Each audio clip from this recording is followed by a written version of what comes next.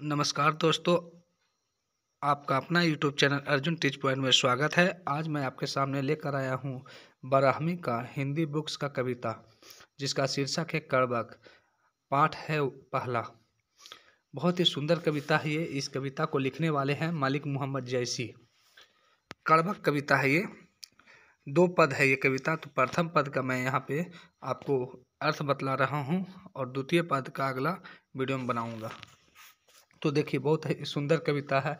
एक नैन कवि मोहम्मद गुनी, एक नैन कवि मोहम्मद गुनी, सोई बिमोहा जई कवि सुनी।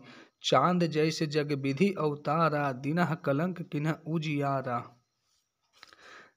बहुत अच्छा कविता है। एक नैन कवि मोहम्मद गुनी, सोई बिमोहा जई कवि सुनी। चांद जैसे जग विधि अवतारा, दिनह कलंक किन्ह उजियारा।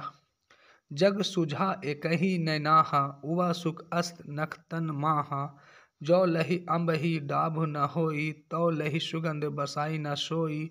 किन्ह समुद्र पानी जौ खारा, तौ अति भव्य असूझ अपारा। जो सुमेरु त्रिशूल विनाशा, भा कंचन गिरि लाग आकाशा। जो लहि घरी कलंक ना पड़ा, काच होई नहीं कंचन करा। एक नैन जस दर्पण ओ, तेहि निर्मल भाऊ। सब रूपवंत गही मुख, जोवहि कई चाऊ। बहुत ही सुंदर कविता है। आइए मैं इसका अर्थ समझाता हूँ आपको। एक नैन कवि मोहम्मद गुनी। कवि मोहम्मद जी कहते हैं कि मेरा एक ही नैना है। एक ही नैना मतलब एक आँख है। एक आँख से ही पूरा दुनिया को ये देखते हैं। सोई बिमोहा जई कवि सुनी। और एक ही आँख से देख करके पूरी दुनिया में ये कविताओं को लिखते हैं। और जो भी इनकी कविता को सुनते हैं, अपना सिर चालन को हिला देते हैं, मतलब अपने सिर को हिलाते हामी भरते हैं। एक ही नैना है इनका, एक ही आँख है, एक ही आँख से पूरा दुनिया को ये देखते हैं। चांद जैसे जग विधि अवतारा, दिनह कलंक किन्ह उजियारा।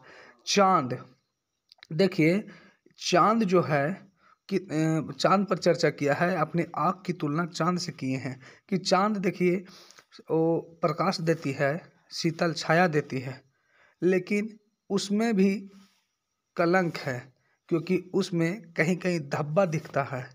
तो क्या दिक्कत है? चांद शीतलता देती है, प्रकाश देती है, लोगों को तपाती नहीं है, जलाती नहीं है, लेकिन लोगों को ठंडक देने का काम करती है। फिर भी उसमें दोष है, क्योंकि उसमें धब्बा दिखाई पड़ती है। जग सुझा एकहि नैनाहा, उवा सुख अस्तंग नखतन माहा। ठीक उसी प्रकार ये भी जो है पूरे संसार को एक ही आँख से देखते हैं। एक ही आँख से पूरा संसार इनको सूझता है।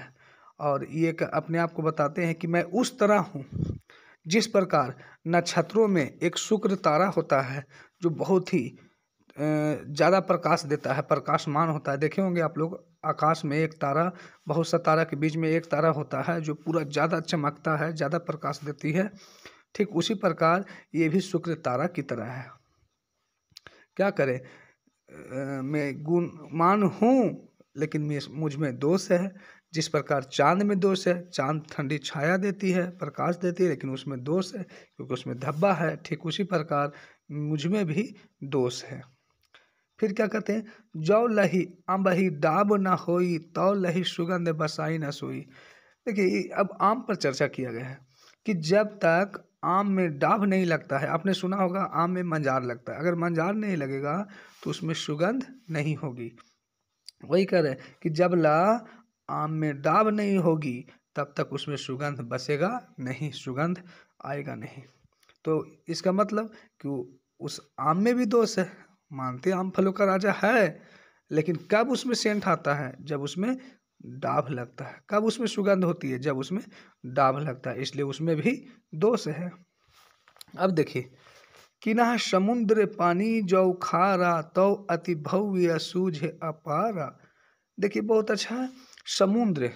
समुद्र पर चर्चा किया गया है कि समुद्र में विशाल पानी है, बहुत पानी है, लेकिन वो विशालतम के लिए माने जाने जाता है कि समुद्र में अथाह पानी है जिसका था न लगे, लेकिन उसमें भी दोष है क्योंकि उसका पानी खारा है।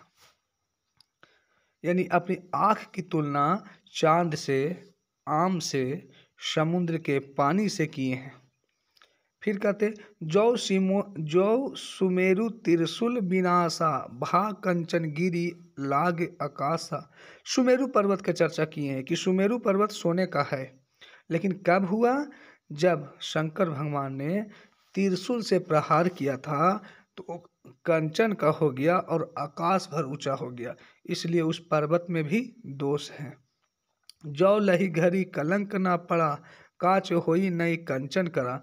अब देखिए क्या कहा जा रहा है सोना के बारे में। जब ला घड़िया में मैल नहीं पड़ती है, जब तक कंचन में मैल नहीं पड़ती है, जब तक सोना चांदी में मैल नहीं पड़ती है, तब तक उसकी चमक नहीं होती है, तो उसमें भी दोष है। ये सारी तुलना अपनी आँख से करते क्या दिक्कत है? जब ये सारा चीज़ गुणवान होने के बावजूद इसमें दोष है, तो मैं भी रूपहीन हूँ, कुरूप हूँ, मुझ में दोष है, लेकिन मेरे अंदर गुण भी है। अब देखिए क्या कह रहा है, एक नैन जस दर्पण और तही निर्मल भाऊ, सब रूपवंत गही मुख जो वही कई चाऊ। मेरा एक ही नैना है, लेकिन ये नैना उस दर्पण के समान है। आपने आईना देखा होगा, जब आईना में देखा अपने चेहरे को देखते हैं तो क्या ऐसा कभी होता है कि आपका चेहरा का 2 आँख है और आईना में 1 आँख दिखता है? नहीं। आपकी जो भी जैसा फेस है हूबहू आईना यानी दर्पण हूबहू आपको वो चीज़ दिखलाता है। ठीक उसी प्रकार कवि का कहना है कि मेरा एक नैन दर्पण की तरह है, जो निर्मल भाव, अंदर का जो भाव है, निर्मल भाव है, उसी को पेश करता है, उसी को रखता है। सब रूपवंत गही मुख जेवही कई चाऊ।